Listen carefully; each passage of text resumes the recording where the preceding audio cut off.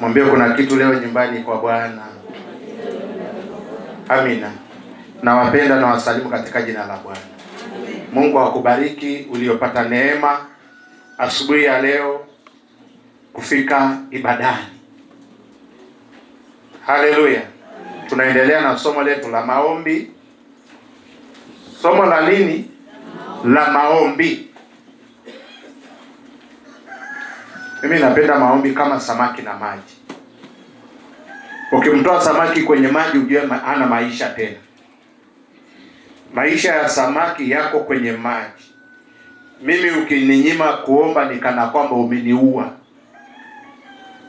Napenda kuomba sana na kusoma neno. Bwana Yesu apewe sifa. Tunajifunza habari ya mtumishi wa Mungu Nabii Elia,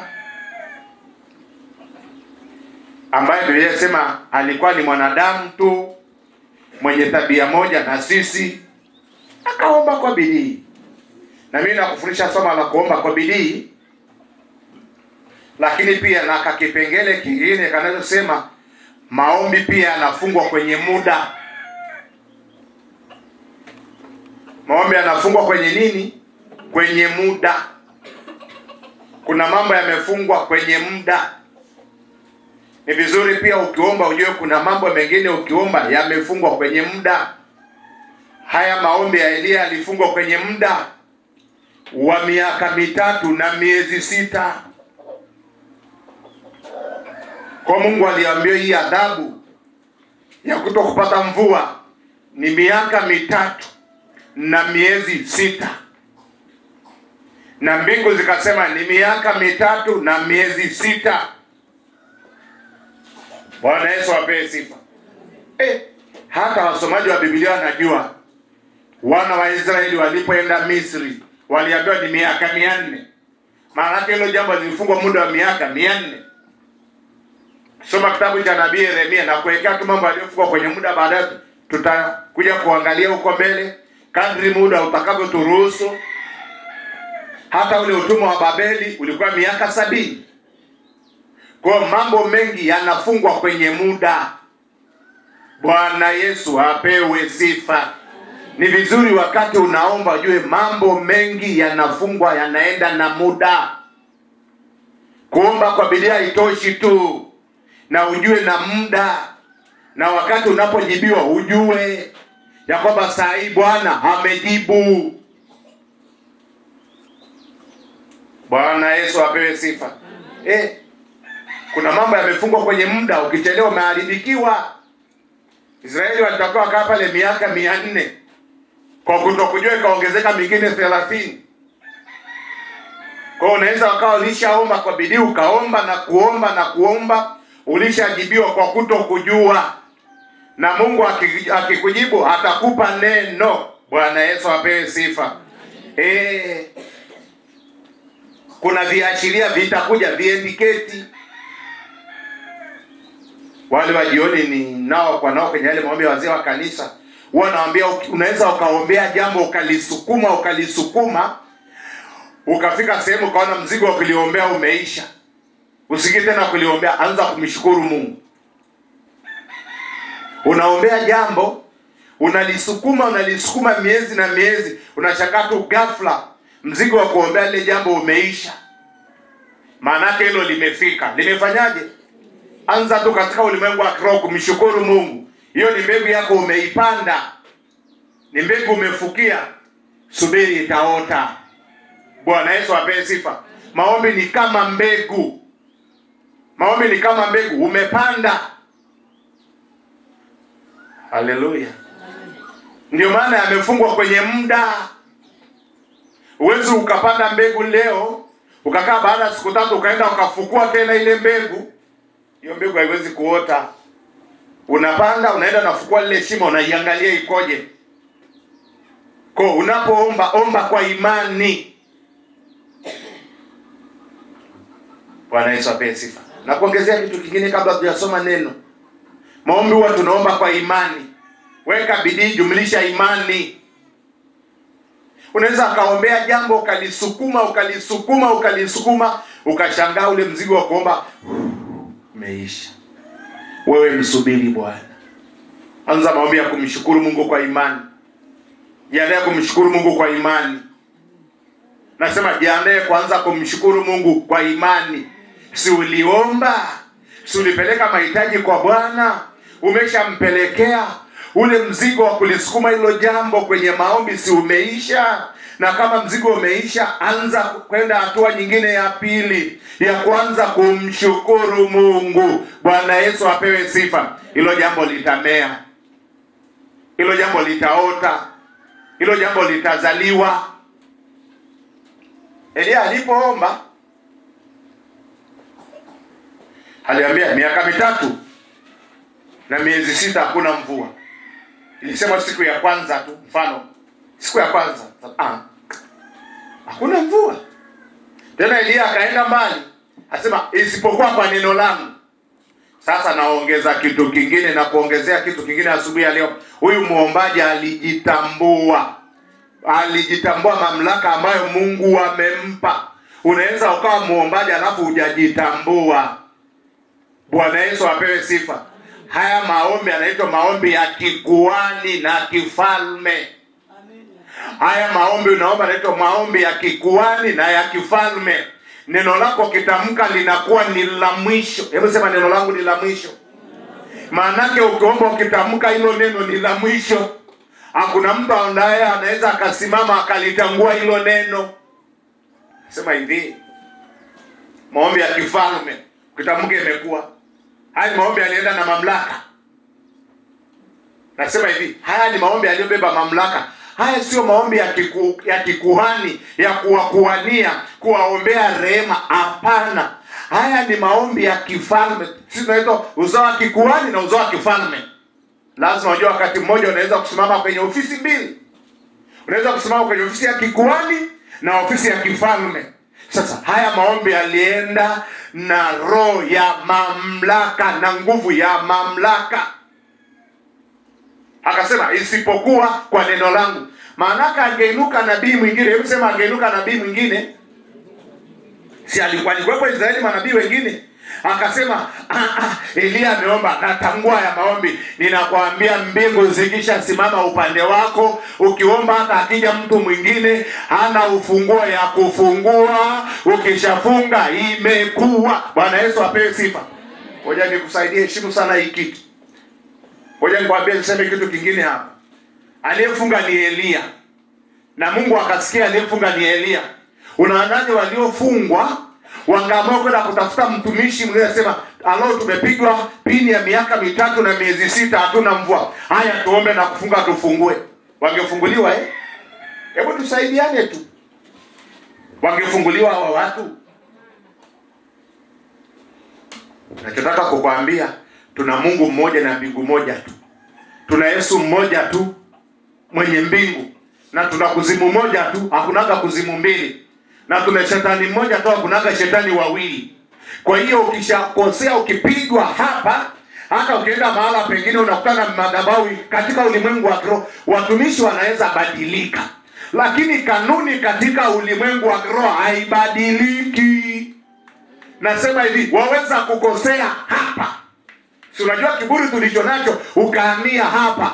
Wewe hama uhamavyo. Lakini katika ulimwengu wa roho hukumu iko pale pale, kifungo kiko pale pale. Yaani kitakachokutoa hapa ni maombi ya toba, kupatana na uliomkosea. Ishu sio kuama, ishu sio kwenda kutafuta mahala pengine pa kuabudu. Wewe nenda mahala pengine pa kuabudu, lakini kabla hujaenda patana kwanza na mwenye madhabahu.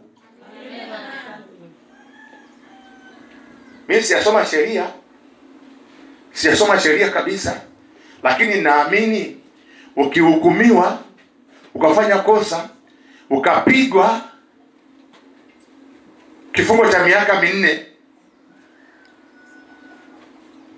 na mahakama ya Monzo hapa Mombo, ukaambiwa unaenda kutumikia miaka 4, alafu ukaenda kukaa pale Same, ukasema nimekimbia tu Mombo, nimehamia Same. Katika ulimwengu wa kiroho mahakama imehesabu imekufunga miaka 4. Kwa hiyo wakikuona kule Same, nasema huyu ana arabii, si inaitwa samansi. huyu anatafutwa akatumikie kifungo. Kwa maanake ukifungwa miaka 4 hapa na mahakama ya mwanzo, maanake Tanzania nzima wamefungwa miaka 4. Sio, unanielewa? Najaribu kukuambia, wakikufunga hapa miaka 4, maanake umefungwa na mahakama ya mwanzo zote zoko Tanzania, umefungwa miaka 4. Ama uamavyo mikoa una kifungo cha miaka 4. Sana sana watakuwa wanakutafuta urudi ukatumikie nini? Adhabu yako. Sababu huko kanisani tunaamaga. Sijakataa usiame ama Bwana Yesu apewe sifa. Lakini umetengeneza mwenzako, umetengeneza kwanza na uliokosana naye. Umekosana na Mungu, hii kesi na mbingu. Ndio maana ile asema isipokuwa kwa neno langu. Maanake Ahabu inuka unavyoinuka na ufalme wa Israeli. Hapa mna adhabu ya miaka 3.5. Hamtapata mvua. Kupata mvua ni kwa neno la Elia tu. Sijui kama naongea na mtu hapa. Haya ni maombi mazuri kwa anayejua namna ya kusimama vizuri kuomba. Umefunga jambo, iwe ni kwenye familia, iwe ni kwenye mji. Nimetamka hapa kwa neno langu na mbingu zimesimama upande wangu, hakuna atakayefungua. Endeni mlimani mkaombe mkafunge.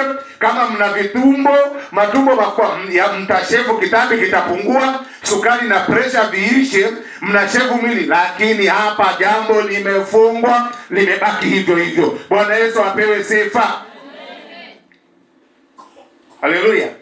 Bwana Yesu apewe sifa. Unajua wana Israeli walikuwa na habari ya kuamua, hatumtaki Elia. Si swala hatumtaki Elia. Elia alisimama kwa niaba ya Mungu. Kilichomsababisha Elia akaomba ni nini? Tujiongeze pia. Ni wivu. Anaona mambo yanayofanyika kwenye nchi sio mazuri. Watu wameacha kumwabudu Mungu, wameenda kuabudu miungu. Kwa kilichosababisha mbingu zikasimama upande wa Elia. Elia aliona wivu, watu kuacha kumfanyia Mungu ibada ikaenda kufanyiwa miungu, wakatoa na sadaka kwenye miungu mingine, wakasujudu, wakaupa utukufu miungu mingine. Hasira ya Elia ikawaka. Asema anayestahili kuabudiwa na kupokea sifa ni aliyeumba mbingu na nchi peke yake. Kwa hiyo tukisema hivi, kipengele kingine, Elia aliomba sawa sawa na mapenzi ya Mungu. Elia aliomba sawa sawa na nini? Na mapenzi ya Mungu. Tumwabudu Mungu, tumuishie Mungu, tufanye tunachofanya kitu, tumuishie Mungu. Bwana Yesu apewe sifa. Na ndio maana mbingu zilisimama upande wake. Na ndio maana kule akaambia mtasita kwenye mawazo mawili hata lini? Ikiwa Baali ndiye Mungu, mfuateni. Bwana Yesu apewe sifa. Aliwapa na uchaguzi. Bwana Yesu apewe sifa. Waraka wa Yakobo sura ile ya 5 mstari wa 17 na wa 18.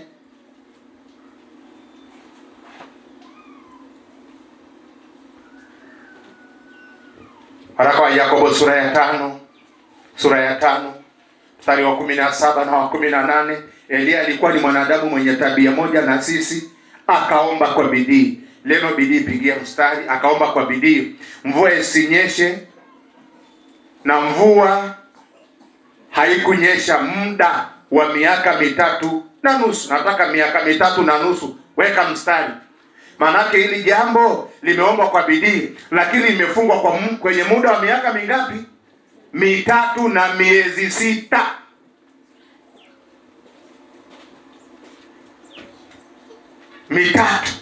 Miaka 3 na miezi 6.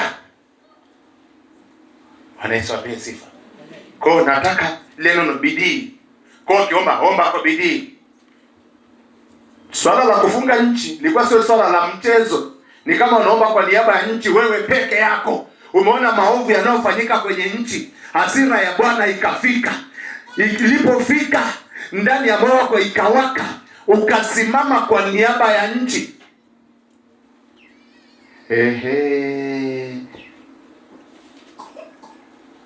Sasa Elia alikuwa na tabia moja sawa sawa na sisi. Hebu sema tabia moja sawa sawa na sisi. Aliishi maisha ya kawaida tu.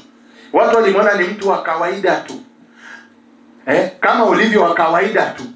Lakini walipokosea wakamkosa Mungu, hasira ya Bwana ikawaka ndani ya Eliya.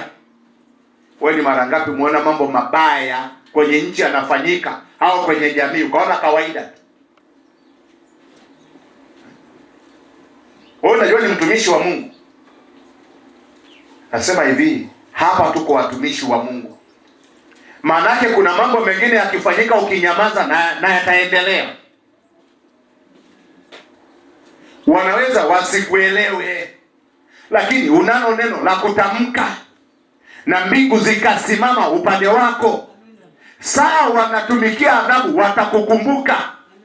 Sawa wanatumikia nini? Adhabu, watakukumbuka. Unaweza ukatamka wasikuelewe. Nasema hivi, nisikilize, kuomba ni jambo jingine. Saa matokeo yakija watakukumbuka tu.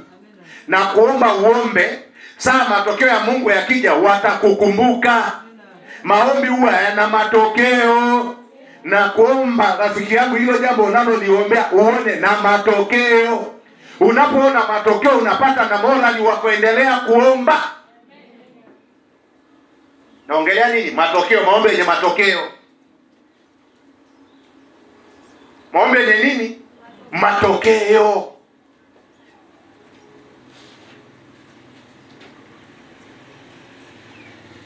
Na matokeo namna alipokuja aligusa kila mtu. Hata alimgusa. Sina alikosa chakula akaenda kwa mjane wa Sarepta.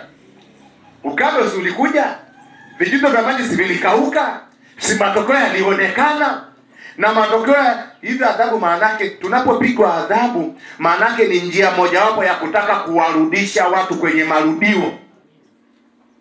Ukisikia umepewa adhabu, maanake ni maonyo. Umepelekwa kwenye marudio. Bwana Yesu apewe sifa. Anasema afungwa kifungo kikubwa kabisa, adhabu kali, ili wewe fundisho kwa wengine. Sasa msemo muadhibuni ili wewe fundisho kwa wengine. Kama kuna wengine wenye tabia namna hii, waogope. Bwana Yesu apewe sifa. Amen. Kweli aliomba kwa bidii. Mvua haikunyesha juu ya nchi muda wa miaka 3 na miezi 6. 18 akaomba tena, mbingu zikatoa mvua na nchi ikazaa matunda. Tumepata kitu kingine hapa. Hebu sema kipi? Kule alifunga miaka 3 na miezi 6. Halo. Mwambie zako ukijua kufunga, ujue na kufungua. Sio kupiga makufuli tu, kuna na kazi ya kufungua. Ndio kanuni ya maombi. Ukijua kufunga, ujue kuna nakuja kufungua. Amefunga miaka 3 na miezi 6. Hapa mstari wa 18 akaomba tena, mbingu zikatoa mvua na nchi ikazaa matunda. Na matunda yakazaliwa kwenye nchi yakaonekana. Wafalme wa kwanza sura ya 17 mstari wa 1.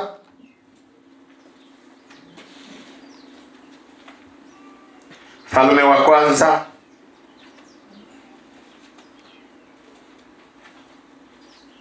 haleluya. Wafalme wa kwanza sura ya 17 mstari wa 1.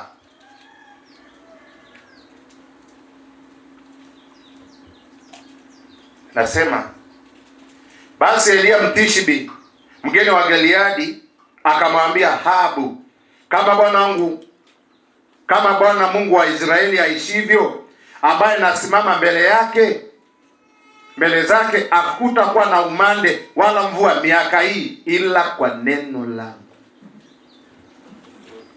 Ile adhabu ilitangazwa kwa mfalme, na alienda akatangaza ni nabii. Kwa nini akatangaza kwa mfalme? Maanake wasomaji wa Biblia anajua aliongoza nchi kwenda kwenye miungu ni Ahabu na mke wake anaitwa Yezebeli. Aliongoza uovu ni mke wake Yezebeli na Ahabu. Kwa wale ambao ndio walikuwa kiongozi wa kusababisha watu mioyo kengeuke, akaenda akawatangazia, akaambia hapa tumefunga, nimefunga, hakutakuwa na mvua miaka hii isipokuwa kwa neno langu. Alijitambua. Neno la mtumishi wa Mungu lina nguvu. Neno la mtu anayeomba lina nguvu. Haleluya. Ambaye nasimama mbele yake hakutakuwa na mvua miaka hii ila kwa neno langu. Kwa nataka kumwambia hata ufanyeje, mvua haitanyesha. Nimefunga mpaka nitakapofungua. Bwana Yesu apewe sifa.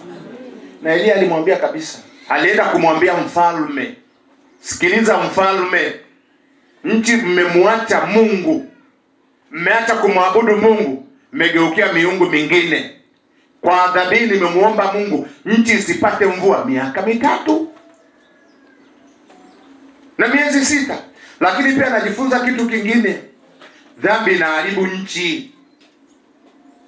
Dhambi inaharibu nchi. Si nchi ilipata ukame. Njaa ilikuja. Wanyama si walikufa. Kwa tunapofanya dhambi tunaharibu mpaka na uumbaji wa Mungu. Mungu akitaka kutupiga anaipiga kwanza nchi. Kwa naona juzi kwa mara ya kwanza nilikuwa naona watu 2 majengo. Leo maamia mitaa ya kwetu wanasumbua kweli. Hawako tena kule mlimani. Wako huko. Na ameweka makao kwa huyu mama. Mtu mmoja anasema huyu mama anatupaga chakula pale, kwa hiyo pale wanapapenda. Kuna mwaka nimeona huku jirani tembo amekuja mpaka kwenye nyumba za watu na pundamilia. Ni kwa nini? Wanyama tulipewa kuwatiisha. Tunapofanya dhambi uumbaji ukaharibika, wanyama wanaamua kufata watu. Wanaamua kuja kututafuta sisi. Sisi ndio kisababishi. Hata kama ile walikuwa wanatuogopa, japokuwa tulipewa tuwatiishe, wanakujaga kufuata watu kwenye nyumba za watu. Wanatafuta nini? Shaona hicho kitu? Hamjai kuona? Uliza wanawaka hapo Mkomazi. Tembo anakuja kulala na ng'ombe hapo nyumbani. Uadui unaisha. Pundamilia anakuja nyumbani.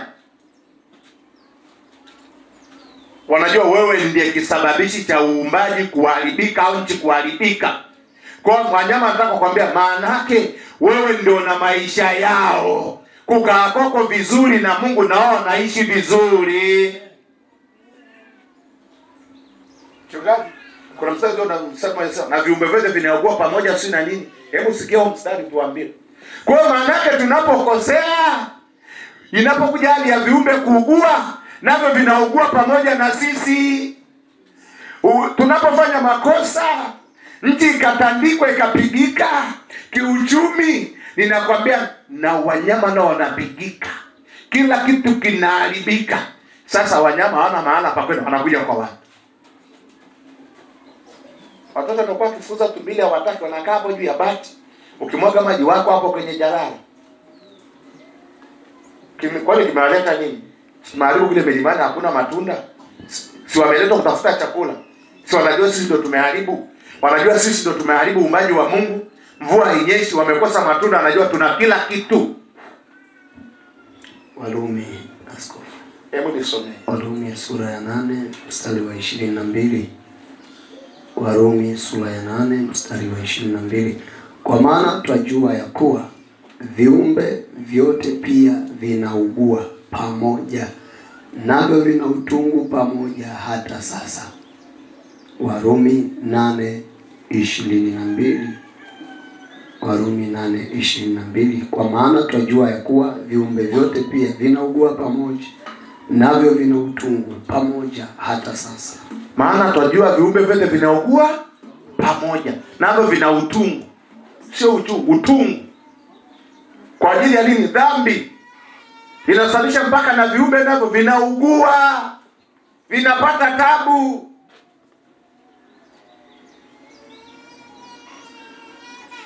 Dhambi inaharibu uumbaji wa Mungu. Mbali ya kumkosanisha mtu na kuharibu uhusiano wa mtu na Mungu, dhambi inaharibu uumbaji. Lakini pia hata ile ya kuondoa utukufu wa Mungu. Palipo na dhambi utukufu wa Mungu unaondoka. Na Mungu akiabudiwa, utukufu wa Mungu ukija, na nchi naye ikifunikwa na utukufu wa Mungu, inazaa na baraka na mafanikio. Kwa dhambi ikiondoa utukufu wa Mungu, kila kitu kimeharibika. Bwana Yesu apewe sifa. Elia asema mvua inyeshe hapa. Hapa mpati kitu isipokuwa kwa neno langu. Na aliyeambiwa ni mfalme. Bwana Yesu apewe sifa. Na mimi nakuombea Mungu akupe neno la mamlaka, iwe ni ofisini, iwe ni kwenye biashara, iwe ni wewe kunakosimama, utamke, uwatamkie ya kwamba mmemwacha Mungu, mmefanya 1 2 3. Hapa hamtatoka isipokuwa mpaka nitakapowatamkia. Wewe hakikisha kwanza umekaa kwanza upande wa Mungu. Usitamka wakati umekaa huko upande wa Mungu, haiwezi kuwa. Haleluya. Haiwezi kufanyaje? Haiwezi kuwa. Hakikisha kwanza umekaa upande wa Mungu. Hakikisha umesimama kwanza upande wa Mungu. Unaposimama upande wa Mungu na mbingu zinasimama upande wako. Ngoja nikuongeze kitu kingine. Mwambie wenzako halo, hebu mguse, mwambie halo. Mwambie ni balozi wa Yesu. Ukisimama duniani unawakilisha serikali ya mbinguni hapa. Mtu akikugusa amegusa ufalme wa mbinguni. Mimi sijui kama unajua hiyo kitu. Nasema hivi, kaa hivi. Mtu unaposimama vizuri na Mungu, maana yake unauwakilisha ufalme wa mbinguni duniani. Mtu akikugusa ana kesi na mbingu. Kwa wewe ni balozi wa Yesu. Unawakilisha ufalme, serikali ya mbinguni duniani. Moja chochote unachokifanya kwa niaba ya Mungu, mbingu inasimama upande wako. Kwa yale maombi Elia aliyofanya, aliomba kwa niaba ya Mungu. Maana yake mbingu yote ilienda nyuma ya Elia. Tungesema jeshi la mbinguni lilienda nyuma ya Elia. Malaika wa mbinguni walikaa nyuma ya Elia. Neno la Mungu lilikaa nyuma ya Elia. Mbingu nzima ilisimama nyuma ya Elia. Bwana Yesu apewe sifa. Ni vizuri ukajua ya kwamba kila unachokifanya, kama unafanya sawa sawa, nasema kama unaomba sawa sawa na mapenzi ya Mungu, ujue na mbingu imesimama upande wako. Kwa mtu akipambana na maana anapambana na mbingu, hiyo ngesi nyingine. Nasema hivi, hiyo ngesi nyingine. Hilo shauri unalolipambania sio la kwako. Hilo jambo unalopambana nalo kwenye maombi sio la kwako. Kwa mtu anapoinuka kupambana na wewe, unajua saa ingine tuna mapigo mengi sana ambayo tujayajua. Haleluya.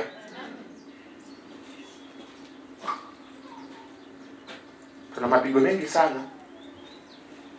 Na wasipendi sana hiki kitu. Na nakuombea unayeabudu hapo usifanye hiki kitu. Usipambane na huduma za watumishi wa Mungu.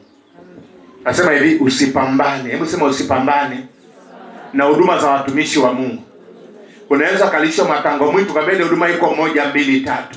Ikikupa shida muulize Mungu na Roho Mtakatifu atakuambia. Usiimuke ukaanza kuitupia mawe, ukazuia watu kuhudumiwa. Umepambana na kusudi la Mungu. Saa Mungu akija, Mungu atakupiga tu. Wewe, hebu sema wewe. Mwambie zako wewe. Mwambie una tofauti na mchawi. Wewe kasoro tunguli. Wewe nao ni mchawi tu. Una. Kasoro yako hajashika tunguli, lakini wewe ni mchawi mwingine. Saa Mungu anatupigia wachawi wanaozuia kazi ya Mungu, anakukuta nawe hakuachi. Sio hata kama mnaelewa ninachofundisha. Msipambane na utumishi wa watu, msipambane na huduma mnazoziona huko. Iombee, ukishindwa kushona mdomo nyamaza. Mbona basi kiongezeka mpigi kelele? Nyie mna nini na makanisa yakiongezeka? Nasema limekuja hii. Basi nakuja mpaka zinatupigia muziki hapo pembeni ya nyumba usiku hatulali. Glossary mpaka hapo kwenye mseme sema limekuja na kanisa lingine. Ndio, mavuno ni mengi, watenda kazi ni wachache. Hata mavuno, hata wavunaji waongezeke, waendelee kumvunia Bwana matunda. Ona nini? Mavuno ni mengi. Mavuno ni mengi. Hatujamaliza kuvuna. Kama Mungu ameleta mvunaji, muombe avune kwa uaminifu, kazi ya Mungu iende. Unakaza sema siku hizi makanisa yanainuka, na basi nazo inuka zikulazi macho pepo we.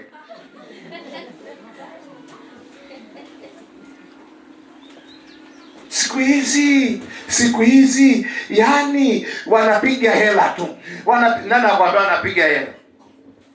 Ule mstari umefutwa kwenye Biblia. Mavuno ni mengi, muombeni Bwana mavuno apeleke watenda kazi. Naomba hata hapa zije huduma 100, awacha zije, kazi ya Mungu isonge mbele.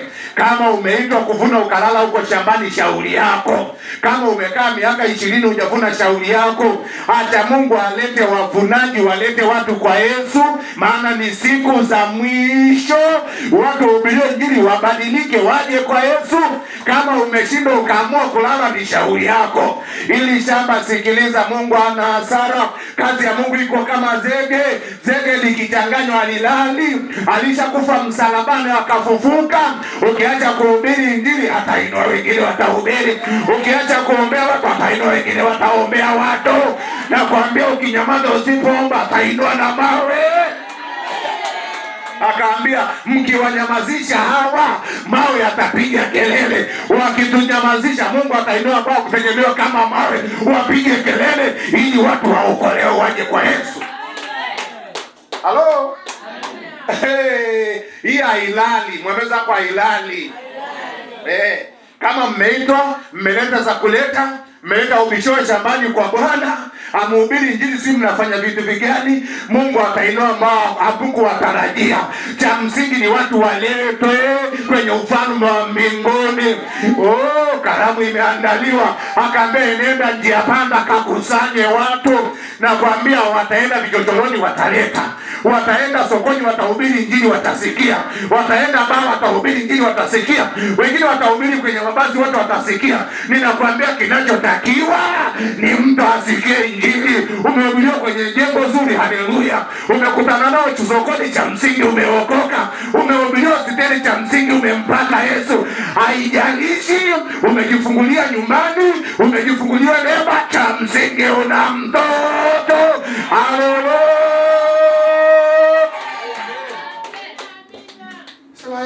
Huyu alijifungulia nyumbani, kwa hiyo sio mtoto, ni mdoli huyo aliyepakata. Kwani watu walizaliwa kliniki? Watu walizaliwa kliniki? Watu walizaliwa sileba? Siku waliozaliwa nyumbani? Kwani sio watoto wao? Yesu asema, nenda mpaka njia panda. Hii Injili mpaka njia panda, rafiki yangu. Mpaka wengine walifuatwa baharini. Wewe una nini? Wengine walifuatwa feri huko. Wewe kumwambia sasa, kwa kwani usomi Biblia? Wengine wamefuatwa feri. Yale masela ya feri yamefuatwa huko. Bwana Yesu apewe sifa. Haleluya. Kwa hiyo kama wewe sema, siku hizi maombi, Yesu aliomba. Hatujafika kile kiwango cha Yesu. Yesu hakufanya chochote pasipo kuomba. Tutaona mbele ya safari na kuwekea msingi tu. Alipochagua wanafunzi 12, alienda mlimani akaomba usiku kucha. Yesu hakufanya chochote pasipo kumshirikisha Mungu. Yesu hakufanya chochote pasipo kutaka maelekezo kwa Mungu. Bwana Yesu apewe sifa. Haleluya. Alikuwa na mlima wako kwenda kuomba, ndio mlima wa Mizeituni. Alipanda mlimani akaomba. Kata Marare Januari mpaka Disemba, asema yamekuja, msiende huko, mwe waangalifu na mapepo yote. Halo.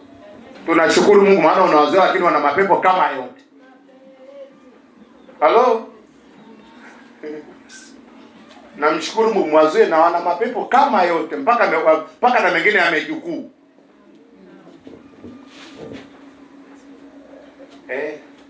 Wazuia si waombe, lakini mshukuru Mungu, wewe wazuie wabaki na mapepo yao hivyo hivyo. Na wanapokurupuka akijua na mapepo yakiwakurupuka ndio warudi sasa. Bwana Yesu apewe sifa. Haleluya. Kwa hiyo mkueni makini. Wameweza kuwa makini. Kuna mapigo mengine watu wanayo kwa ajili ya kusema tu, unaona huduma simerusha kwenye mtandao, unaanza siku hizi wewe.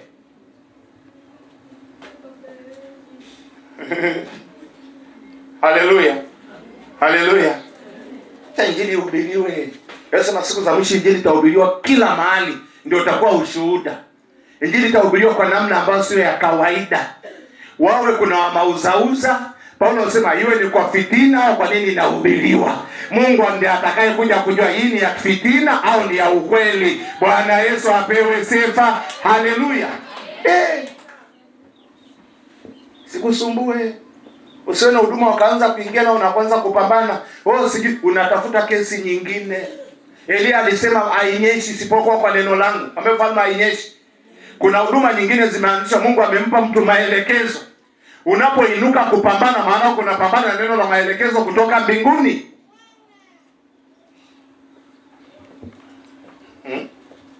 Bwana Yesu asifiwe. Unapambana na neno la maelekezo. Unapambana na aliyemtuma. Mjumbe hauawi. Haleluya. Aliyetuma hauawi, ila aliyemtuma atashughulika na wewe. Bwana Yesu apewe sifa. Mimi sijia kwamba na nini acha zije. Kama tunapigiwa madogori usiku kucha hatulali. Hilo aliwasumbui watu. Kesi tu. Limekuja hilo, mmelisikia hilo? Kuweni makini. Mwambie zako, halo. Mwambie kwa watoto wako akila akishiba ataenda kula kwa watu. Mwambie kwani unawatadharisha watoto wako ashibi nyumbani kwako? Mwambie wewe, watoto wako washibi. Wasiposhiba wataenda kula kwa watu hata. Hiyo nyumba ya pili panapigwa chips hapo na nyama choma, harufu nzuri inakuja. Kila siku wanapambana na mapule tu. Wataenda tu. Wewe kila siku Januari Disemba anakula pule tu. Mtaa wa pili wanaona chips na harufu nzuri vinanuka. Tangu msile kwa watu. Wataenda kula kwa kificho, mwisho wa siku watahamia kabisa. Shida, mwambie zako shida chakula. Mwambie shida chakula. Chakula kikiwa kingi, wakawa na afya nzuri, uhitaji kuambia msile kwa watu. Wakikaa wakimuona Mungu, wakihudumiwa, wakastawi, wakafunguliwa, wakaona wema wa Mungu, uhitaji kuambia msile kwa watu. Sana sana wakaona huduma nyingine wataiombea, maana wanajua hii kazi ya Mungu iendelee, watu waendelee kuvuna waje kwa Yesu. Bwana Yesu apewe sifa. Umegeuza watu mradi wako. Haleluya. Chakula, mwambie zako chakula. Mafundisho, neno, watu wakashiba. Watu wakaja kwa Yesu wakapona. Watu wakaja kwa Yesu wakafunguliwa. Unafikiri unaweza kumtoa huyo mtu? Unamtoa aende wapi?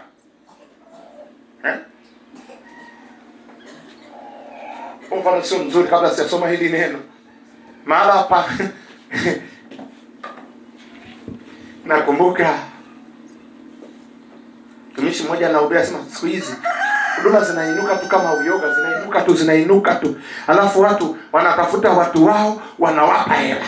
Wanasema wamepona. Na kuambia muwe makini, mtaibiwa. Hakuna cha uponyaji. Yesu aliponya miaka 2000 iliyopita, hajapona tena. Akainuka mama mmoja kwenye ile kanisa, akasema nimeponya kensa mimi baba. Nimeponya kensa mimi baba. Wewe unajisikiaje? Ndio unatavanga upuuzi kama unajisikiaje wewe? Akainuka mama akapiga kelele sana, kasa umeponywa. Kasema nimepona kensa mimi. Na tedi kwa hospitali na Yesu anaponya. Yaani maana yake muumini amekuwa na ufahamu. Halo? Muumini amekuwa na ufahamu kuliko naye simama mbele. Ona mbele hiyo kitu ilifanyika miaka 2000 iliyopita. Sisi hatuhubiri na nadharia hapa. Tunachohubiri tu Yesu anakiweka kwenye matendo saa hiyo. Yesu yu hai, anaishi, anatenda leo. Alitenda juzi na leo atatenda na kesho atafanya. Bwana Yesu apewe sifa. Akisema isipokuwa kwa neno langu inabaki hivyo. Na hilo neno Mungu atalithibitisha. Tunaliona wapi?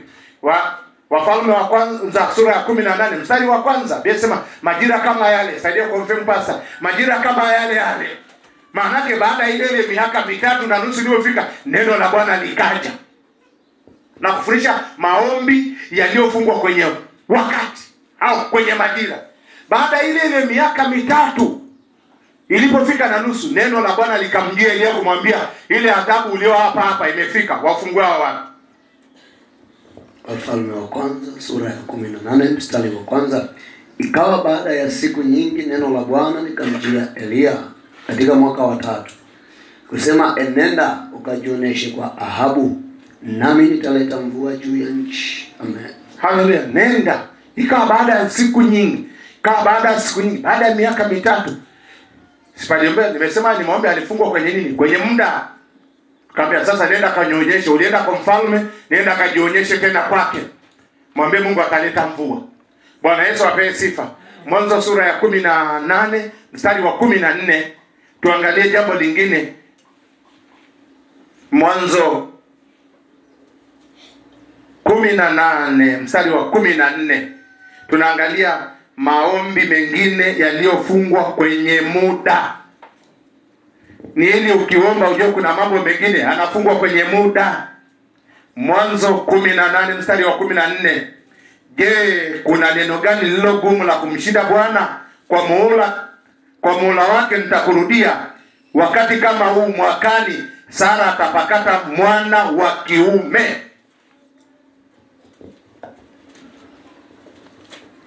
Haleluya. Mbibi wa miaka 90 huyu. Wamempokea malaika, amechinjwa ndama alionona kala, ametoa sadaka pale, malaika akala. Malaika ameenda mbinguni. Akamwambia Ibrahim, mkeo iko wapi? Mkeo iko wapi? Sema yuko imani huko. Akamwambia halo. Mkeo atapata mtoto. Bila sema Sara akacheka. Alipocheka iko ndani, malaika akamwambia bwana mkeo wako amecheka. Sara akakataa maana aliogopa. Akamwambia, je, kuna neno gani lililo gumu la kumshinda Mungu? Je, kuna neno gani hilo unaloliombea lililo gumu la kumshinda Mungu? Kuna sono za, je, kuna neno gani lililo gumu unasukuma kwenye maombi? Huyu mama ana miaka 90. Kikawaida uwezekano wa kupata mtoto kibinadamu umefika mwisho. Sasa pale unapoombea jambo limefika mwisho wa mawazo yako, hapo ndipo Mungu anataka awe Mungu atende, ili jua ni mkono wa Mungu. Tuna mambo tumeombea kwa akili zetu, tumefika ukomo. Kuna mambo umeangalia kwa mawazo yako, umefika ukomo. Pale akili yako ilipofika mwisho, ndipo Mungu anapotaka kuambia umefika mwisho. Nataka kukuonyesha kwamba mimi ni Mungu, nisiyoziona na jambo lolote, hata kama kwako ni gumu, kwa Mungu linawezekana tu ukiamini. Bwana Yesu apewe sifa. Je, kuna neno gani lilo gumu la kumshinda Mungu? Kaweka alama ulizo. Ni lipi unaloliombea ambalo kwako ni gumu? Kuna swali hapa asubuhi ya leo. Ni jambo gani gumu umelibeba, umeng'ang'ana nalo, umesukumana nalo, umefunga, umeomba, umetoa sadaka? Ni jambo gani gumu? Litaje. Ni jambo gani gumu la kumshinda Mungu?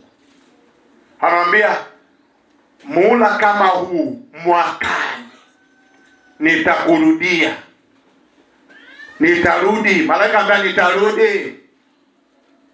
Na kwa melo nalo liombea Mungu atarudi kukujibu. Hilo jambo nalo lisukuma muhula mwakani, Mungu atarudi. Wakati wa Bwana ukifika usife moyo, Bwana atarudi. Sijui umeomba miezi mingapi, sijui miaka mingapi, lakini muhula wa Bwana ukifika, Bwana atarudi. Na Bwana anarudi sema mwakani majira kama haya. Maanake lile jambo lilifungwa kwenye muda. Sara naambia nisikilize, hata kama uamini umecheka, nisikilize tu. Mbingu imesema mwakani kipindi kama hiki Mungu anakuja. Mungu anakuja na majibu yako. Mungu anakuja na uponyaji wako. Mungu anakuja na nyumba yako. Mungu anakuja na ndoa yako. Mungu anakuja na mtoto wako. Mungu anakuja na ndoto yako. Mungu anakuja na hatima ya maisha yako. Kaambia mwakani. Haya ni maombi yaliyofungwa kwenye muda. So, muhula kama huu nitakurudia. Muhula kama huu nitakurudia. Bwana Yesu apewe sifa. Ujue ukiomba, hebu sema ujue ukiomba. Uwe na imani. Sema uwe na imani. Ukiomba kwa imani, ninakwambia muhula wa Bwana ukifika, Bwana atarudi. Bwana atarudi. Wote waliomba kwa imani, Bwana aliwarudia. Aliwaambia umetoa sadaka. Yule mtu alitoa sadaka, ambia mwakani isikupe shida. Kuna maombi na kuongezea sasa hiki. Ibrahimu siku zote anaahidiwa, lakini alipotoa ile sadaka, sifundishi sadaka, nataka nikwambie, alipotoa ile sadaka ya yule ng'ombe aliyenona, hakaya ile sadaka, ambia mwakani ninakuja. Mwakani ninakuja. Na miaka 90. Mungu haijalishi hilo jambo umelisukuma miaka mingapi. Na yule mama alikuwa na miaka 90. Sijui umeomba miaka mingapi, siku wala masaa ya msumbui Bwana. Muhula wa Bwana ukija, Mungu anakujibu.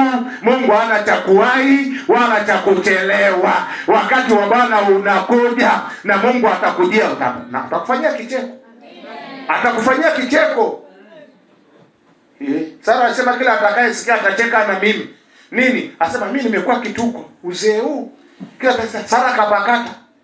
Hata waliokukatia tamaa watakuja kufurahi na wewe siku moja kwa jina la Yesu. Ninakwambia jambo, hata kama limechukua muda mrefu, usikate tamaa. Wakati wa Bwana unakuja. Mwakani, wakati kama huu nitakurudia. Muhula kama huu. Amesema muhula kama huu. Muhula kama huu. Kama Mungu alimrudia Sarai, hata ile taji lako Mungu atakurudia kwa jina la Yesu. Hilo sijui ni nini unaombea, sijui umebeba tatizo gani. Nakwambia wakati wa Bwana ukifika, muhula wa Bwana ukifika, Bwana atakurudia. Ninachokuambia, maombi huwa yanafungwa tu kwenye muda. Nienda na somo nalo kufundisha, maombi huwa yanafungwa kwenye muda. Wakati wa Bwana ukifika, waulize kina mama. Waulize kina mama wote. Kina mama nini? Wote wanajua. Ili mtoto azaliwe anakaa siku ngapi? Miezi 9. Miezi mingapi? 9. Akiwa na miezi 3 wala mama ana shida. Wa miezi 6 mama ana shida, amejua amebeba tu mtoto. Shida inakuja hivi. Akifikisha miezi 10. Asema hili jambo sio la kawaida. Ikifika 11 hili jambo sio la kawaida. Kuna tatizo hapa. Haleluya. Maana yake jambo la kuzaliwa mtu limefungwa miezi 9. Kuna mambo nasema yamefungwa kwenye muda. Mtoto akizaliwa kabla yapo, tunapata kitu kingine inaitwa njiti au premature. Kuna maombi mengine ukijibiwa kabla wakati utatusumbua tu.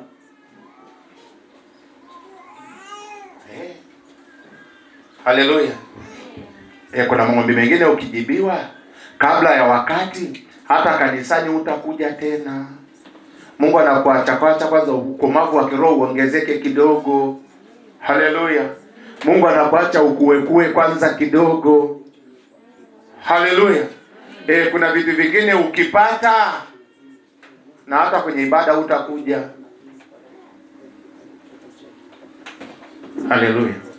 Kwa hiyo kuona mtu kaombewa kafanikiwa na maombi kaacha, aje tena kanisani. Hamna watu wa namna hiyo. Watu wameombewa walipofanikiwa wakatoka kwa Mungu. Manake huyu mtu hakumpenda Mungu, alikuja kwa sababu Mungu ndio mwenye asili ya kila kitu. Kwa hiyo unapoondoka kwenye mikono ya Mungu, manake umeondoka kwenye asili ya mafanikio. Na Mungu hujue hataki akupoteze. Mwambie mwenzako, Mungu hataki akupoteze.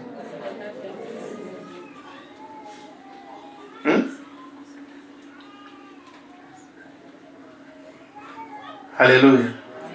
Hivi kapasite yako, kibebeo chako, kama mweza kwa kibebeo chako, ukipewa hela ambazo zitakuvuruga ni shilingi ngapi wewe?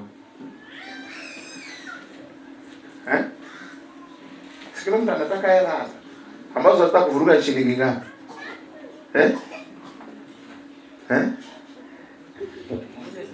B1. Hizo hazitakuvuruga. Tukikuuliza hujapata milioni 1 kakuvuruga, unaweza kumanage milioni 1?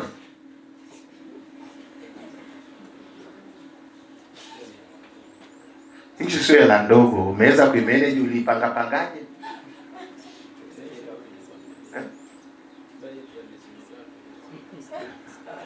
Sasa tungekuwa tunafundisha semina za ndoa, ngeuliza kina mama hapa.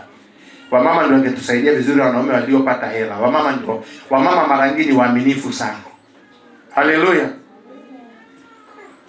Wengi walipopata hela kidogo, hasa sisi wanaume wale ambao yeye imetaka kutuvuruga, ambaye hajawahi kuwa na kidumu aliongeza na kidumu.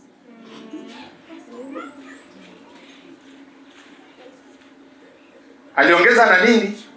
Na mpango wa kando. Si ile iliongezeka. Kabla ile haijaongezeka alimsaidia mke kukatakata nyanya. Mkaja, si nimepata simume ndio huyu. Mama akikuna nazi, baba anakatakata vitunguu, kuku zikiingia, baba na anaingia na kuku. Hela ilipoongezeka na nyumbani akurudi siku 2-3 alikuwa anaingia na kuku, siku nyingine anakuja alfajiri na siku nyingine asije kabisa. Hamjawahi kuona hivyo vitu? Nasema hamjawahi kuona hivyo vitu? Wanafikiri Mungu anataka akupele vuruge familia. Na wasema hivi, Mungu anataka akubariki hiyo baraka vuruge familia. Mungu aweza akakupa hela ambayo inakuja kabomoa familia. Mungu anataka akupe hela ifanyike baraka. Shida sio nani. Hiyo ndogo uliitumia tumiaje? Bwana Yesu apewe sifa. Hiyo ndogo kwanza uliimeneje na wengine wakawa vichaa unajua. Na nitakupiga alafu nikutengeneze na hela. Mtu kama mwehu kabisa. Kila mtu siku yote mtu anajua fulani kashika hela. Hata niondoke itabadilika kabisa. Hata na niondoke inafanyaje? Na kuongea. Na kufanya nini? Kila mtu unamwona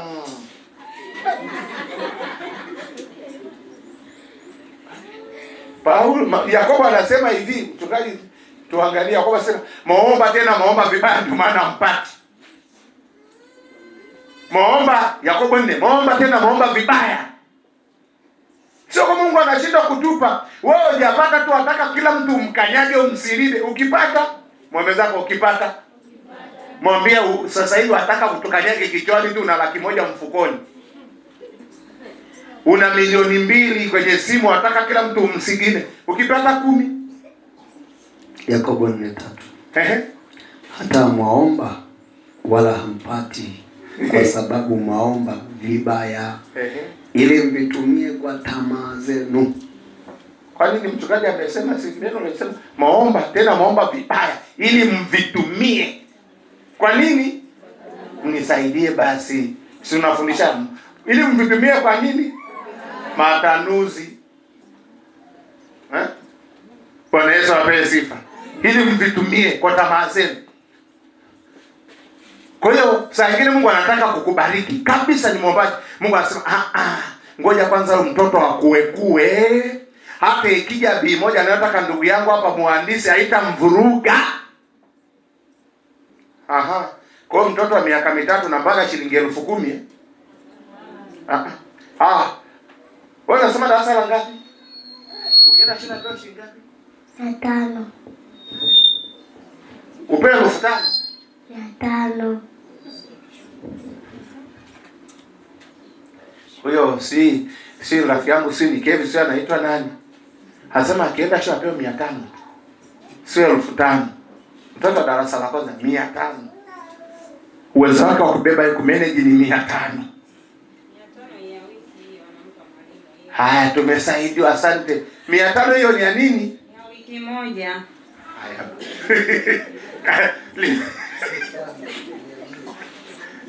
Haya bwana, ya wiki. Ya nini? Ya wiki. Yaani 500 siku ngapi? Siku 7 500. Haya siku 5. Anapewa nini? Maana yake kama ni siku 5 maana yake kila siku ni 100. Anakunywa uji. Tena chakula chake ni uji, sio chips, uji. Sasa tuko huko roni, mwaomba. Tena maomba vibaya. Sio kwamba hatuombi, tunaomba. Waweza kusema kwamba hatuombi. Si tunafundishana somo la maombi kwa bidii. Hili ndio kuna maombi mengine tunaombaga vibaya, ndio maana tunachelewa kupokea. Ili ujifunze kuomba sawa sawa na mapenzi ya Mungu. Haleluya. Kuna kiwango unachoweza ukafika, mbingu zikakuamini zikaachia milioni 100, haiwezi kukuvuruga wala huduma. Haleluya. Ukiweza kumanage milioni 100, Mungu anaachia 200. Kuna viwango unafika, Mungu anaangalia. Sikiliza, Mungu, umemshiba Mungu kuliko kitu chochote. Hata kije chochote hakiwezi kukutenga na uso wa Mungu. Shida sio kwamba baraka zipo. Mungu anajua zikizidi huyu mtoto ataniacha. Huyu mtoto kesho tu tunaachana kesho. Utaenda kuingia na maeneo ambayo hajawahi kuyaingia. Halo? Bwana Yesu apewe sifa. Bwana Yesu apewe sifa.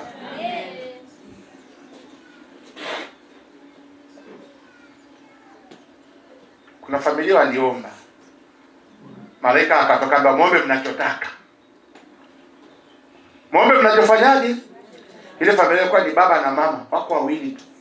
Wamepigika kimaisha kweli kweli. Ile toka mbaya. Wakaambia ombeni vitu vitatu tu. Ofa imetoka mbinguni, muombe vitu vitatu hapa. Mnataka Mungu atendeni. Ile basema, tunavyoumwa na njaa, ungekuja wali. Hapo mezani pakaja wali kama wote.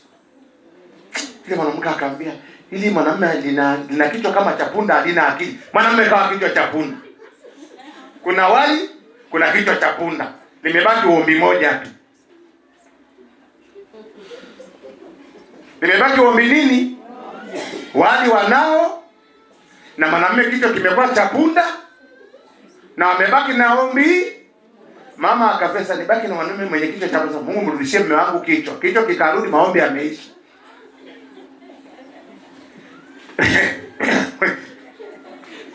Bwana Yesu apewe sifa. Hivi unajua kuomba sawa sana mapenzi ya Mungu. Kutokana na kupigika kwao, ile njaa waliokuwa nayo, matatizo waliokuwa nayo, hawakuona kwanza ukuu wa Mungu. Jamaa cha kwanza kafikiria, tumelala tunashinda, si ungejijia tu wale ndio umekuja huo umejaa kwa sasa. Basi Mungu mwanamume ana akili, kichwa kama cha punda. Mwanamume kafa kichwa kimekuwa cha punda. Ungesema nipe hela, na wewe baba na kichwa cha punda huko ndani. Basi mrudishe mume wangu kama kawaida. Wamebaki na wale wanaoangalia, kesi imeisha. Maomba, tena maomba vibaya. Maomba tena mwafanyaje? Maomba vibaya. Sio kwamba tuombi. Sio kwamba tufanye nini? Jamani.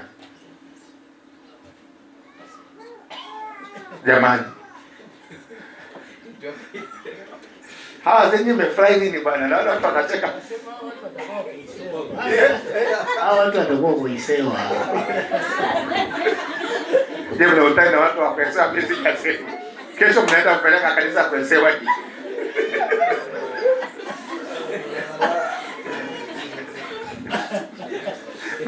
Bwana Yesu apewe sifa. Haleluya. Bwana Yesu apewe sifa. Ona Mungu ambapo anaweza akatupa nafasi tukashindwa kutumia.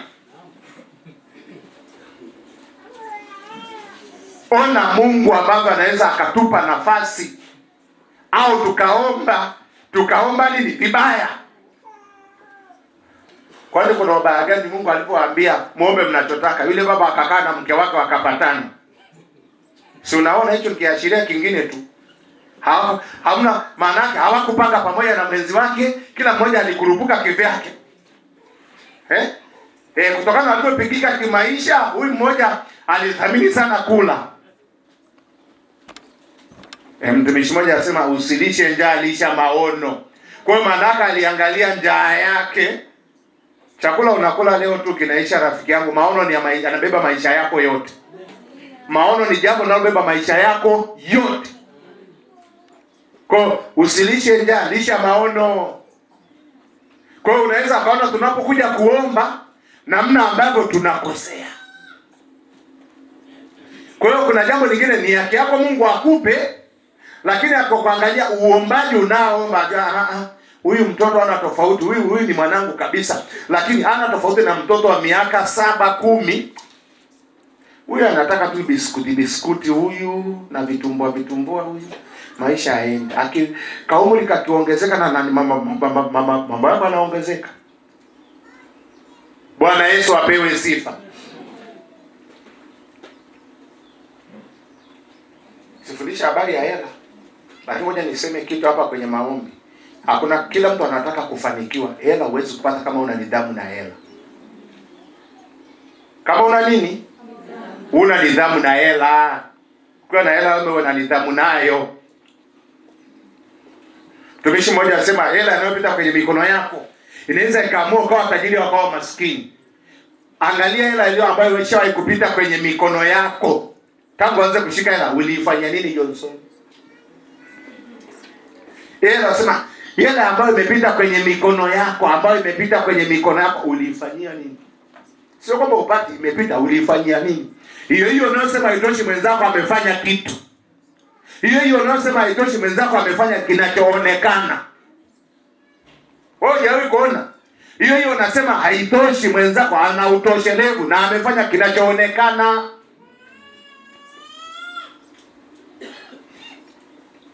Haleluya. Bwana Yesu apewe sifa. Amen. Bwana Yesu apewe sifa. Mwaomba tena maomba vibaya. Hasa alafu akasema ili mvitumie kwa tamaa. Tena Mungu asema mwaomba tena vibaya. Kuomba ni vibaya, atuombe vizuri. Na tukipata ili tuvitumie kwa tamaa. Kwa hiyo maana yake kinachotuzuia tusipate tunaomba vibaya ili tukavitumie kwa nini? Kwa tamaa. Maombi ya namna hiyo utachelewa. Maombi ya namna hiyo utafanya nini? Utachelewa. Wewe mpende Mungu tu. Akifika wakati wa Mungu, Mungu atakupa tu. Haleluya. Mimi nakumbuka kipindi fulani mzigo ndio nakazana kuhubiri injili. Nilienda Mwenga kakata mkaa. Kapata gunia 30 nikajifunza kuchoma mkaa. Zile gunia 30 nikauza nikaenda kuhubiri mkutano wa injili. Wao na mzigo wa namna hiyo. Kuna mtu alishachoma mkaa hapa. Ile shughuli sio ya mchezo, isikie tu. Isikie tu. Ukichoma vioo usipofunika asubuhi, tukachoma tanuru la kwanza tukashindwa kulifunika vizuri na mchanga. Siku ndio kutoa limeungua pamekuwa peupe kama suti, peupe kama majivu huku mpaka kule. Unafukua, unaujaza na udongo, unaufunika na mchanga mwingi, unauzima na udongo mwingi. Kesho nakuja kuutoa huko na reki, sio kaungua. Mimi sijajua, nikaufukua nikauacha upepo kavuliza wote. Kesho nikija majivu hakuna hata kitu.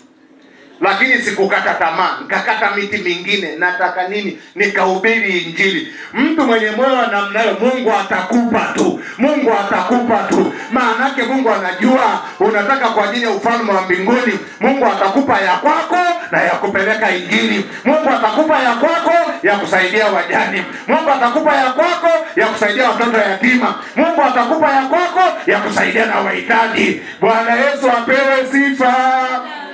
Wewe unakula, akipita mtu hapo nyumbani kwako, unakula mpaka unatupa kwenye majalala, mtu akipita afanya kuunja uso. Wewe tunakula. Alafu ndio unataka ubarikiwe wewe.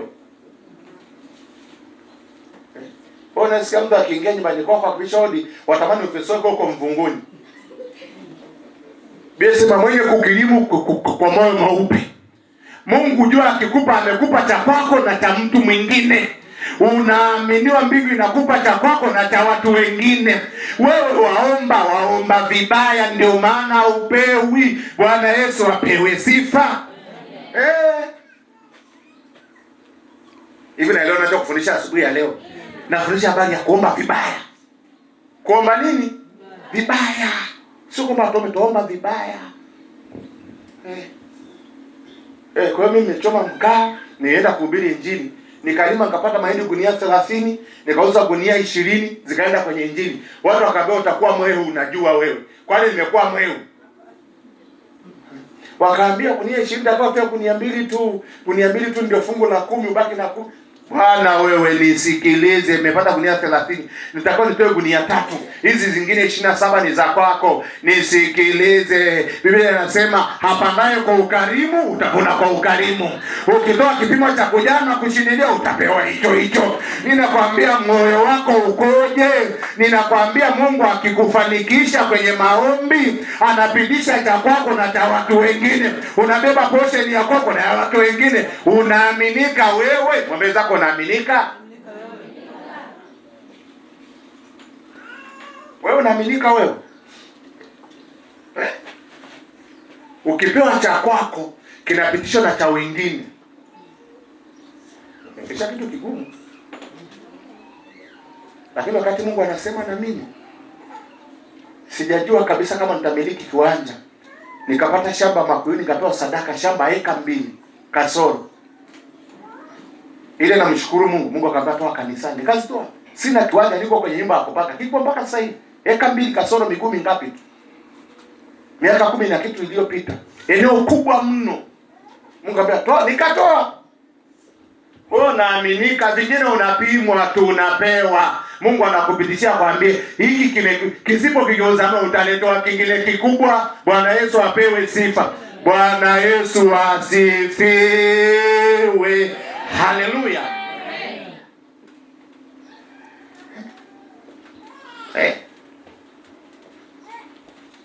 Bwana apewe sifa. Maomba tena maomba vibaya, mvitumie vibaya. Kuna vingine utaletewa ni kama kipimo, unapimwa. Kuna kitu Mungu anataka kuachilia baraka za kwako na za wengine.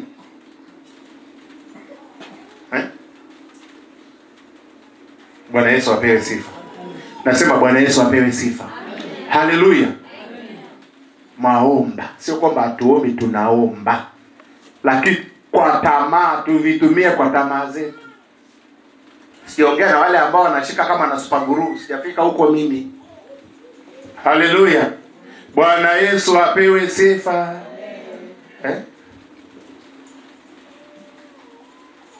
Sasa tunarudi mzee wa bii moja sasa. Taka bii moja. Tunaanza kwanza kujaribiwa na hiki kidogo. Ndio mtihani wa kwenda kikubwa. Huwezi kupanda, huwezi kufika hapa pasipo kuanzia hapa. Hapa ngazi ya chini ndio mtihani wa kwetu huko tufike pale juu. Ukifika hapa kama kuanzia hapa utaparata utarudi hapa. Tunaanzia hapa padogo, ulikuwaje mwaminifu na hapo? Haleluya. Bwana Yesu apewe sifa. Kuna mambo yamefungwa kwenye wakati, lakini pia mengine tunaomba, tukaomba vibaya. Tuvitumie kwa tamaa zetu. Na hapa ndo pametuchelewesha wengi. Bwana Yesu apewe sifa. Hapa kwa kutumia nini? Mbona sasa mtaki kusema? Si kila kitu kina kanuni katika ulimwengu wa kiroho. Mchungaji Ruwemo rudia hilo, ni anasema maomba. Sio kwamba muombi, tunaomba na wengine tunafunga. Na kufundisha ili uombe, usiombe vibaya tena. Yakobo 4:3. Yakobo 4:3. Hata mwaomba wala hampati, kwa sababu mwaomba vibaya ili mvitumie kwa tamaa zenu. Asema maomba hata hampati. Asema maomba hata hampati. Kumbe tunaomba na hatupati. Kwa nini hatupati? Tuomba vibaya. Tuvitumie vibaya. Halo? Kuna mtu ananielewa asubuhi ya leo? Asema maomba hata hampati. Sema tuomba hata hatupati. Kwa sababu tunafanyaje? Tunaomba vibaya. Na mimi sitaki uombe vibaya rafiki yangu. Nataka uombe sana mapenzi ya Mungu, ili usipoteze muda kwenye hilo ombi. Haleluya. Ukilisukuma kumbe utapata. Uombe sana Mungu anavyotaka, sana mapenzi ya Mungu, ili na Mungu akujibu. Haleluya. Sio kwamba hatuombi. Watu wengi sana ni waombaji. Ila hapa hii kanuni ya kuomba vibaya, maomba hata mpati. Cha kupewa kipo. Sasa sema ombeni nanyi mtapewa. Kipo cha kupewa, ila tuomba vibaya. Mtu mmoja anasema nitaomba vibaya kivipi? Kuna mtu anaweza kunisaidia hapo?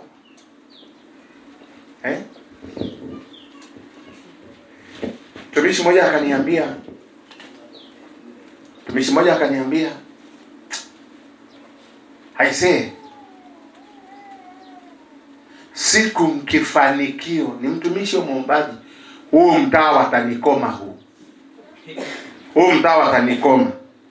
Sasa hilo tu yenyewe watanikoma kimesha kwa kizuizi cha kujibiwa maombi. Sijui atamkomaje, lakini yani siku kaka mtaa watanikoma. Kwa nini? Wananiona kama msakanyoka, ila watanikoma hiyo siku. Mungu hakupi kwa ajili ya kukomaa wengine. Mungu anakubariki, Mungu anakujibu kwa ajili ya utukufu uende kwa Mungu. Bwana Yesu apewe sifa. Haleluya. Mungu anakuinua, Mungu anakuinua. Mungu akikuinua ni ili utukufu umwendee. Mungu ukiomba sawa sana mapenzi ya Mungu ukijibiwa ni ili utukufu uende kwa Mungu. Mungu anatamani mahala popote unapokaa ufanyike baraka mpaka na kwa watu wengine. Ulifanyika baraka kwa jirani yako wewe? Vitu vidogo tu. Angalia jirani yako, wewe unakula unatupa mpaka kwenye majalala. Jirani yako hajala. Kwani hatuna watu wanakula mpaka wanamwaga vyakula hapa? Na hatuna wengine hapa ajua kutoka hapa anaenda kula nini? Jamani. Mbona hapo tena mmenywea? Hapa hakuna watu wanaokula mpaka wakamwaga. Hapa hatuna watu wanavaa nguo, wanavaa mara mbili tu. Kabati na nguo kama zote. Unashindana na kila fashion inayokuja. Ukivaa nguo umevaa sana miezi 6, zingine uko pale ndani unafutia miguu umezitupa hapo. Hapa watu namna hapa. Hakuna watu ambao hata nguo ya kubadilisha hana. Si wapo hapa. Mbona usiwapa alafu ataka baraka? Wewe ulipopewa manguo mengi namna ulipewa uwape na wale ambao wengine hawana. Hao ukitoa natoa ile imechoka mbaya. Haleluya. Huwa nagawa nguo mimi hapa. Kwa na huduma ya kusanya kuna kuwapa wahitaji. Siku mmeleta nguo ngawapigie sasa, msilete nguo za namna hii siku nyingine. Nashukuru mbarikiwe, lakini za namna hii msilete. Bibili tuzikusanye tuchome, mengine imechanika mpaka huku, mengine si wamekusanya wote kwa sababu kijijini wakaleta sema sio kufanya masepesepe kama haya. Ukitaka kutoa toa ile inayokuuma sana. Toa ile inayokuuma sana ili ije nyingine. Haleluya.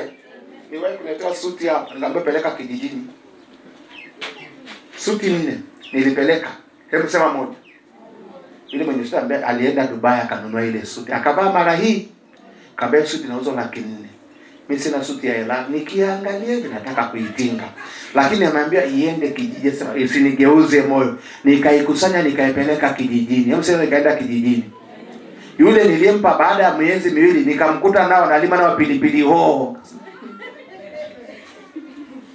Nikakuta nile kote amevaa na bomba yake anapiga hoho. Kasema ungejua nguo thamani yake. Halo? Bwana Yesu apewe sifa. Akasema wewe usinigeuze moyo. Nikashindwa kuambia, nikatoa. Bwana Yesu apewe sifa. Nisikilize, ukitaka kutoa toa kinachokuuma. Toa kinachofanya nini? Ukitaka kutoa toa kinachofanya nini? Bwana hapo hamtaki kuongea, mmeguswa panapouma. Mkitaka kusaidia toa pale panapouma ili Mungu akupe. Mungu atakuamini. Biblia inasema jilindeni na choyo. Samuel neno baba. Jilindeni na choyo, maana uzima wa mtu haui katika wingi wa vitu. Twaomba tena tuomba vibaya. Wengine hatupati maana tuna moyo wa nini? Choyo. Biblia inasema uzima wa mtu haui katika wingi wa vitu alivyo navyo. Luka 12:15. Luka 12:15. Akawaambia, angalieni, jilindeni na choyo, maana uzima wa mtu haumo katika wingi wa vitu vyake alivyo navyo. Jilindeni na choyo, maana uzima wa mtu haupo. Uzima wako huko hata ile vitu unavyovishika. Bwana Yesu apewe sifa. Mungu akitaka kukubariki, Mungu akitaka kukuinua, kuna maeneo machache tu naomba Mungu anakupima nayo. Haleluya. Bwana Yesu apewe sifa. Twende kipengele kingine.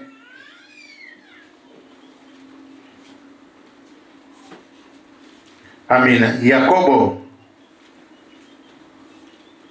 Omba kwa imani. Yakobo 1 sura ya kwanza mstari wa 6 na 8, mchungaji atatusomea omba kwa imani. Omba kwa imani. Omba kwa imani. Ukiomba omba kwa imani. uwe na uhakika na unachokiomba. Usiombe ukawa na mashaka. Kuwa na mashaka utapokea kitu. Mtu mwenye mashaka na kusitasita. Karibu. Yakobo sura ya 1 mstari wa 6 hadi wa 8. Ila na aombe kwa imani pasipo shaka yoyote. Maana mwenye shaka ni kama wimbi la bahari lililochukuliwa na upepo na kupeperushwa huku na huku. Maana mtu kama yule asidhani ya kuwa atapokea kitu kwa Bwana. Mtu wa nia mbili usitasita katika njia zake zote. Amen. Hebu rudia tena. Ila naombe kwa imani pasipo shaka yoyote. Tunaambia maombi, tunaomba kwa nini? Kwa hiyo ukiomba unaomba kwa nini? Kwa imani. Kwa hiyo ukiomba unaomba kwa nini? Kwa imani. Sifundishi somo la imani, lakini Biblia inasema imani ni uhakika. Ile Ibrania 11 mstari wa 1. Taenda kujisomea mwenyewe. Imani ni uhakika. Kwa hiyo ukiomba, amini unachokiomba, una uhakika. Imani ni uhakika. Aombe kwa imani. Kwa jambo unalolipeleka kwa Mungu, lipeleke kwa imani, muamini Mungu. Ukiliombea hilo jambo usiwe na mashaka. Wewe mwenyewe unaomba. Wewe mwenyewe umebeba hitaji lako.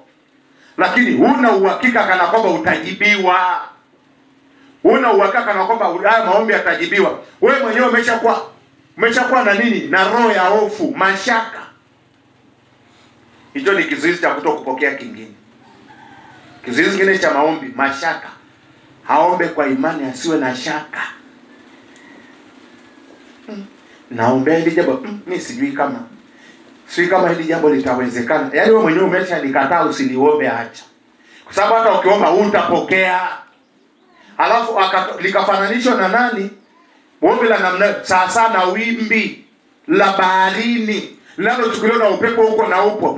Maombi yako yanakuwa sawa sawa na nini? Wimbi la baharini, hayana maelekeo, naenda huku na peperusha huku na peperusha huku. Biasema mtu wa namna hiyo asitegemea kama atapokea kitu. Hapa hakuna mchawi aliyekuja kuzuia maombi yako. Wala hapa hakuna cha mzimu hapa. Wewe mwenyewe tu umeingiza roho ya nini? Shaka. Haombe pasipo mashaka. Watu wengi sana wanaomba, lakini wakifika hatua mbili hawaamini, wanaona mashaka. Mara pengine Yesu akamwambia Petro, mbona umeona shaka mwenye imani haba? Mwambia tembea juu ya bahari, akatembea hatua ya kwanza na ya pili na ya tatu. Alipoona lile wingu, Biblia sema akaona shaka. Akaanza kuzama. Kwa vitu vingine tunakuwa na mashaka. Imani ndogo, haba. Imani ni uhakika. Naamini ninachokiombea nitapokea. Na muamini Mungu, ninachopeleka hitaji Mungu atanijibu ukiomba sawa sawa na mapenzi ya Mungu. Jambo lolote ukilisukuma kwenye maombi, kasikia kuwa na roho ya mashaka na roho ya kusitasita, hilo hitaji alopokei. Ndio tarudi kule kuomba vibaya. Hebu sema mashaka. Maana yake unamwambia Mungu mashaka. Unajua kwani tunaomba kwa nani maombi? Jamani, tunaomba kwa Yesu. Nasema hivi, maombi tukiomba huwa tunaomba kwa Yesu. Tunapeleka kwa Yesu. Haya maombi yakisukumwa na Roho Mtakatifu. Kwa maana yake maombi yako unapeleka kwa Yesu ukisaidiwa na Roho Mtakatifu akusaidia kukuombea. Sasa ukishaona mashaka, maana yake umeona mashaka na neno la Yesu, umeona mashaka na Roho Mtakatifu. Roho Mtakatifu anasaidia kutuombea. Tena akishaondoka ndani yako ndio unaanza kuona na mashaka. Kwa hiyo maana yake uwezi ukapokea, maana unayemuendea umuamini. Una mashaka, una roho ya kusitasita, uwezi ukapokea.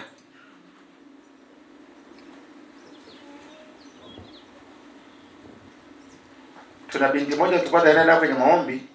Ile binti marehemu sasa hivi wa mji wa jirani hivyo.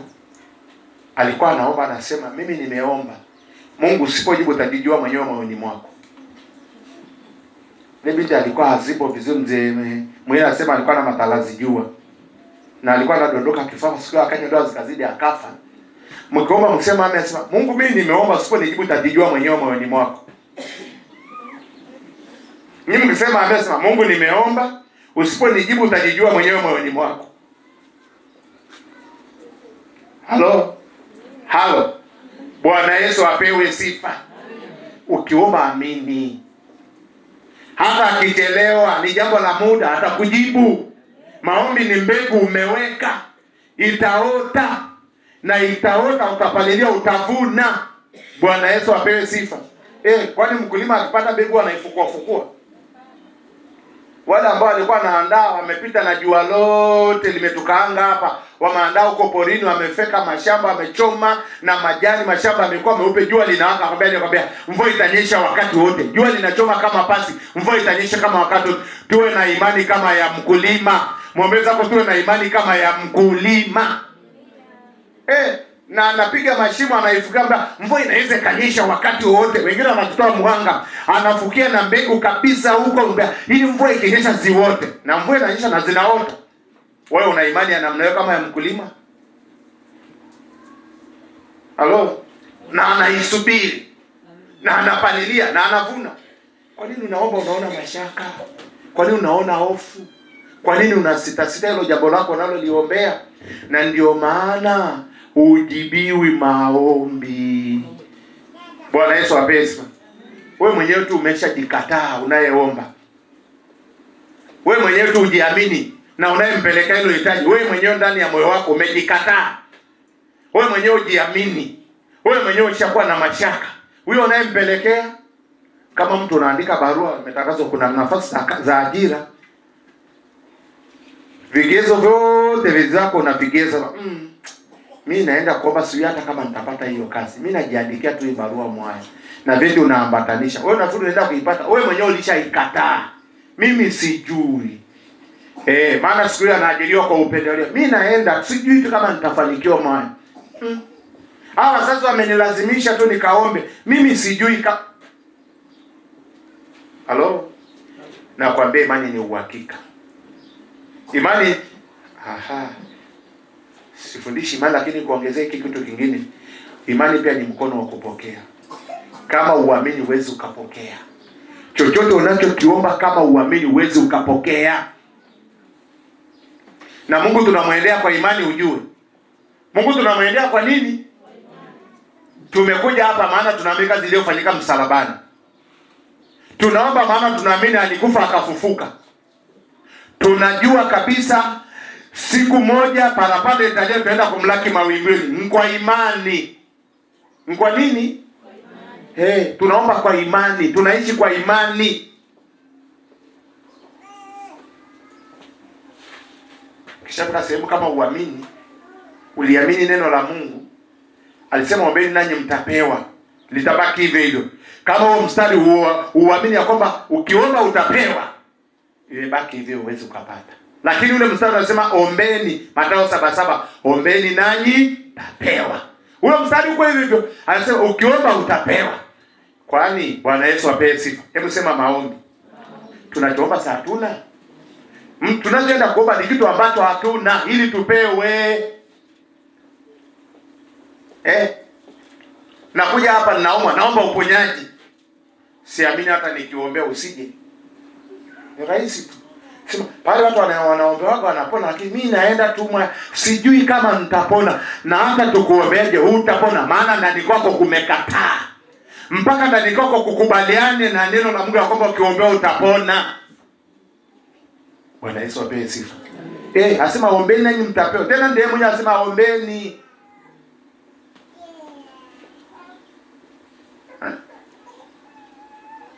Luka 18 tunamaliza nayo. 18 mstari wa kwanza mpaka wa 5. Kwa nini hapo? Kwa vitu ambavyo unavyokutana navyo, unapoomba kwa bidii, ambavyo vinaweza vikakuvunja moyo, lakini unavyokutana navyo visikuondoe kuomba.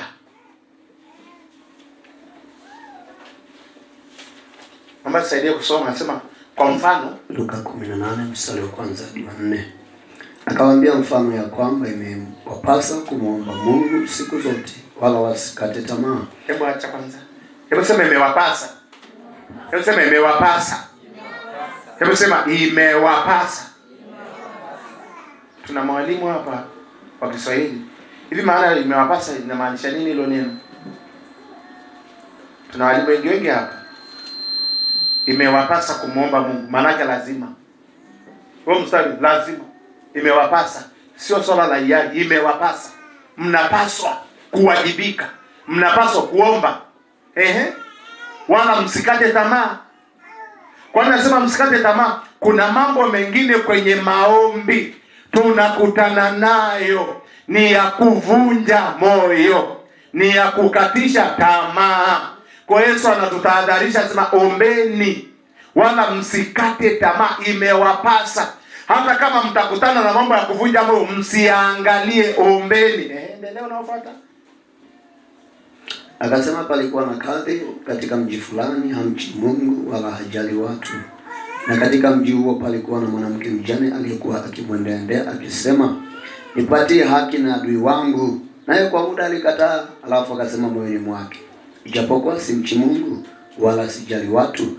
5, lakini kwa kuwa mjane huyu ananiudhi, nitampatia haki yake, asije akanichosha kwa kunijia daima. Bwana Yesu apewe sifa. Nataka tuangalie vitu vitatu kwa haraka. Kama analika tuna kadhi maana yake ni hakimu. Biblia sema amchi Mungu wala hajali watu. Huyo ndio unapeleka hitaji lako hapo. Biblia sema huyu ni kadhi, amchi Mungu wala hajali watu. Hicho ni Kiswahili cha kwanza. Biblia sema huyu kadhi amchi Mungu wala hajali watu. Huyo ndio mtu unayempelekea. Hapo utampata mama mjane na adui yake anamsumbua, ameenda hapo. Mtu mwenyewe anaenda aamue kesi, amchi Mungu wala hajali watu. Hicho ni kizuizi kingine. Haleluya. Hicho ni kizuizi kingine. Huyu mtu amchi Mungu, hana hofu ya Mungu na hajali watu. Alafu nyenyewe ndio amewekwa kuamua shauri lako. Unaonaje hiyo kesi? Huyo mwenyewe unayempeleka hiyo hakimu hamuogopi Mungu na hajali watu. Mtu asipomhofu Mungu atakusaidia wewe? Biblia sema amchi Mungu. Mchi manake, kumcha manake ni hofu ya Mungu, fear of Lord. Hamuogopi Mungu, hana hofu ya Mungu, hana kuogopa Mungu, alafu hajali watu. Alafu hapo tuna mama mjane, ana kesi yake na adui yake, anaipeleka kwa mtu ambaye hamchi Mungu na hajali watu. Kwa hiyo maana yake hicho ni kizuizi tosha cha kumzuia yule mama asiende kudai haki yake. Mtu mwenyewe anayekutana naye hapo mbele hamchi Mungu, hajali watu. Hebu pata picha nione, naenda kukutana mtu anamna hiyo kwenye interview ofisini. Hili jamani gaidi kweli kweli. Halimchi Mungu, alijali watu. Huyu mtu ameingia kwenye ofisi ya umma, mtu anamna hiyo mzee mimi. Hamchi Mungu wala hajali watu. Tunaongea watu wa siasa. Piga picha sasa hivi. Ofisi na mtu ambaye hamchi Mungu, alafu hajali watu. Maana yake hawahudumii watu. Alafu ndiye amepewa hiyo nafasi, asikilizi mashauri ya watu, ajali watu, athamini watu. Hebu endelea, akasemaje? Huyu mtu ajali watu, hamchi Mungu. Halafu ndio unaenda kwenye ofisi ya namna hiyo, ndio mtu wa namna hiyo unayekutana naye. Mstari wa 4. Mstari wa 3, na katika mji huo palikuwa na mwanamke mjane aliyekuwa akimwendea akisema, nipatie haki na adui wangu. 4. Hebu sema acha tu. Biblia sema akimwendea, hebu sema akimwendea. Hata kama mchi Mungu na ajali watu, Biblia sema mama akimwendea. Tunajua maana akimwendea, kaja leo, kaja kesho, kaja baadaye. Kila siku kwenye ofisi. Mpaka watu wasema sasa niondolee kiwingu hapa. Kaja mkesi ardhi leo yumo kiwanja. Kesho kaondoka yumo. Saa 4 kakaa kaenda kunywa chai, saa 6 huyu hapa. Ukifunga ofisi ndio anaondoka. Kesho ukifungua huyu hapa. Jamaa mwenyewe hamchi Mungu na hajali watu. Na huyu mama anamwendea tu, anamwendea tu. Hebu shika kumwendea, usema kumwendea. Hata kama asikilizi anaenda tu. Hata kama asaidiwi anaenda tu, hata kama hajaliwi anaenda tu. Nani anaenda mahali ambapo hajaliwi? Naongea na nyie kanisa asubuhi ya leo. Unaenda ofisi ipi? Unayemwendea hakujali, unayemwendea hakuthamini. Sema ile ofisi nimeenda, I say mwenye ofisi ile, kiongozi hajali watu, athamini watu. Ukipeleka kero yako usikilizwe, haishughulikiwi. Tukisema haishughulikii matatizo ya watu, amewekwa pale atatue kero za watu, lakini hawajibiki, na bado iko ofisini, na bado iko pale pale. Msasa unafuata mheshimiwa.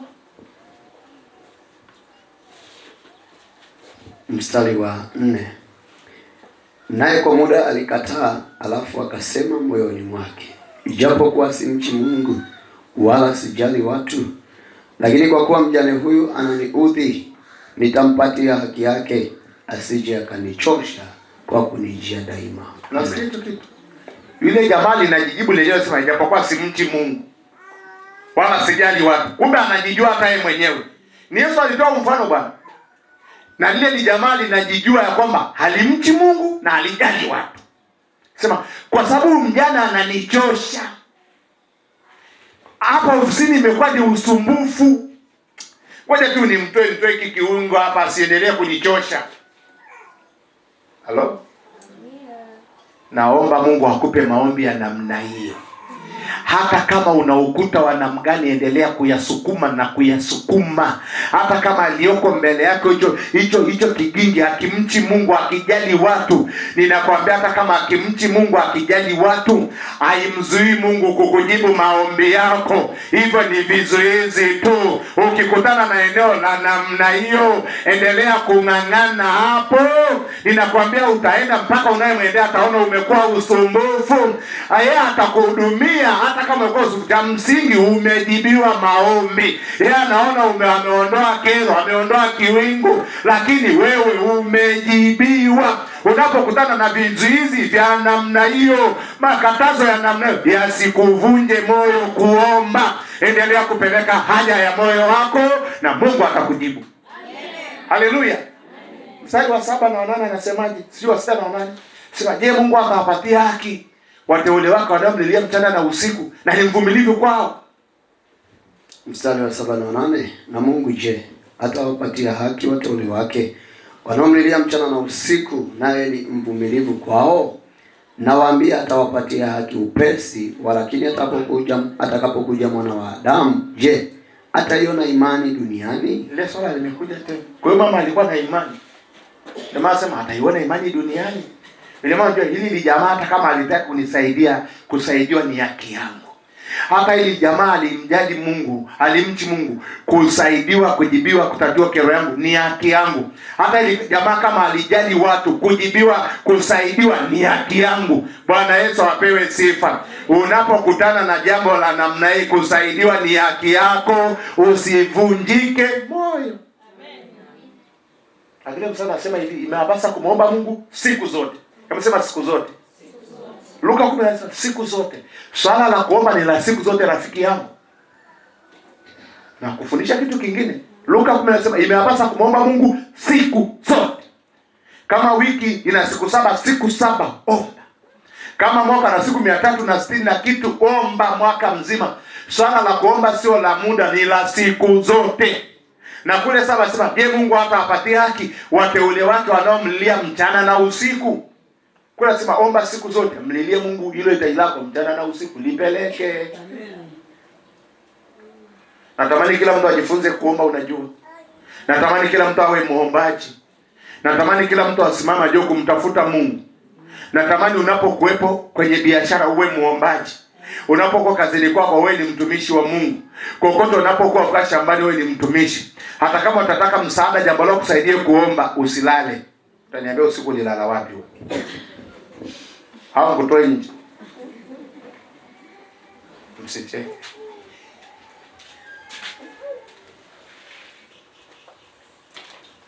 Haleluya. Bwana Yesu apewe sifa. Omba Mungu kila siku. Imewapasa kumwomba Mungu kila siku. Haleluya.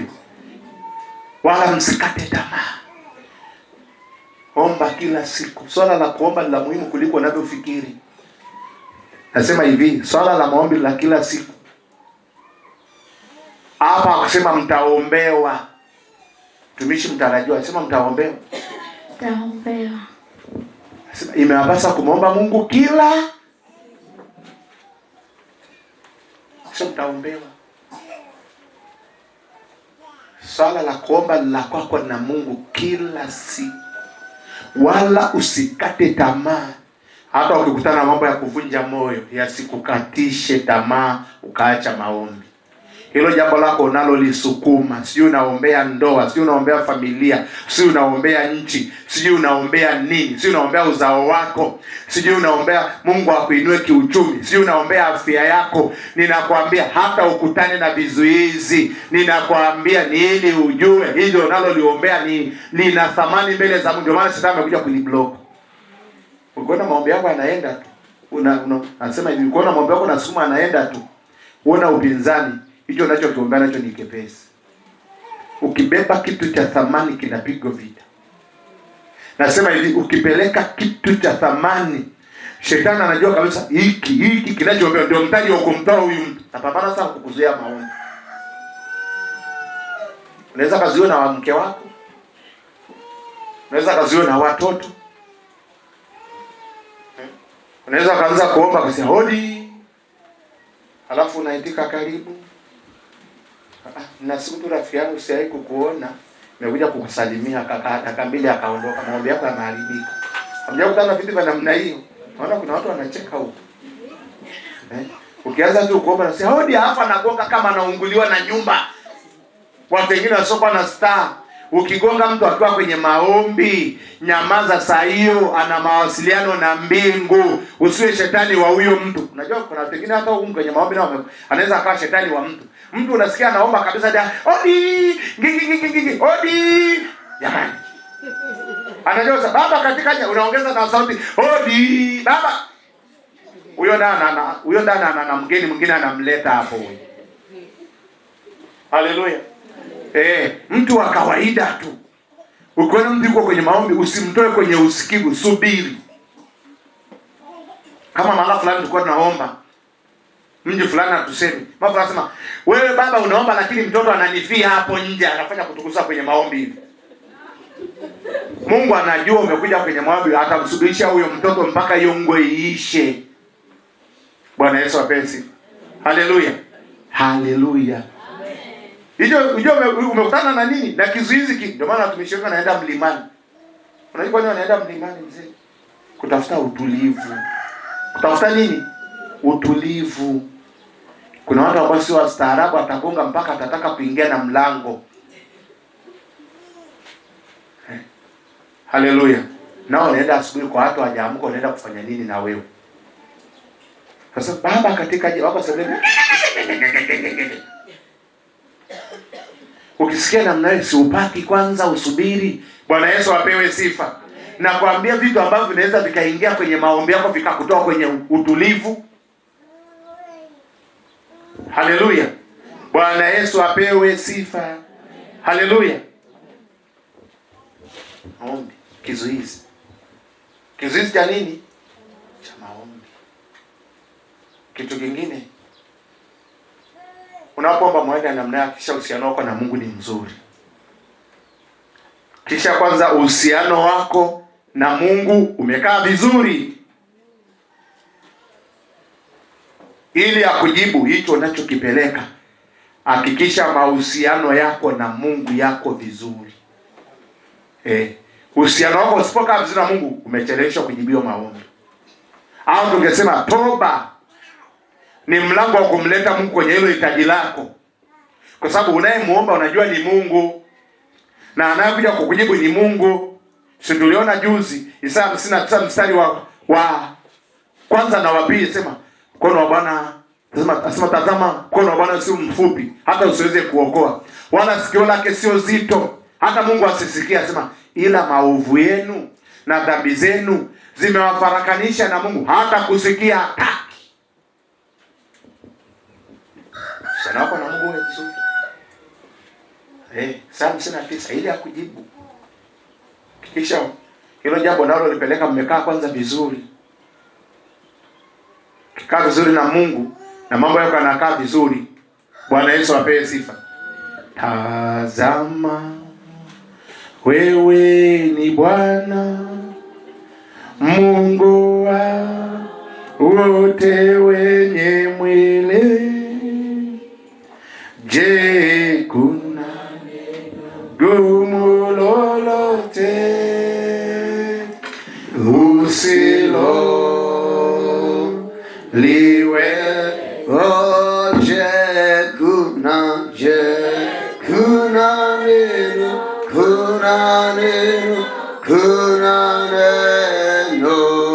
usilo liwe.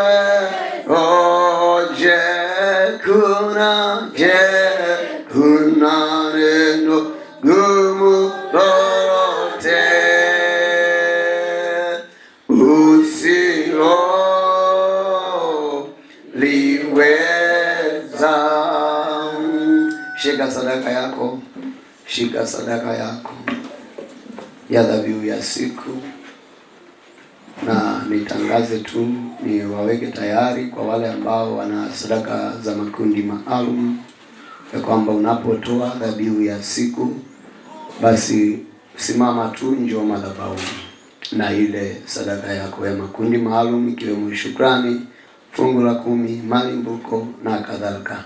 Unapoweka sadaka yako kwenye vyombo vya sadaka ambavyo wenzetu watakuwa wanavipitisha huko, basi simame na ile sadaka yako, uje nayo mbele. Nimekuwa nikitangaza utaratibu huo. Usiwe na sababu za kukaa kama umeshaweka sadaka yako ile ya dhabihu ya siku. Tuombe. Mtakatifu Mungu Baba wa mbinguni, majira haya tunakutolea sadaka zetu, dhabihu hizi za siku ambazo Bwana tumekuja nazo.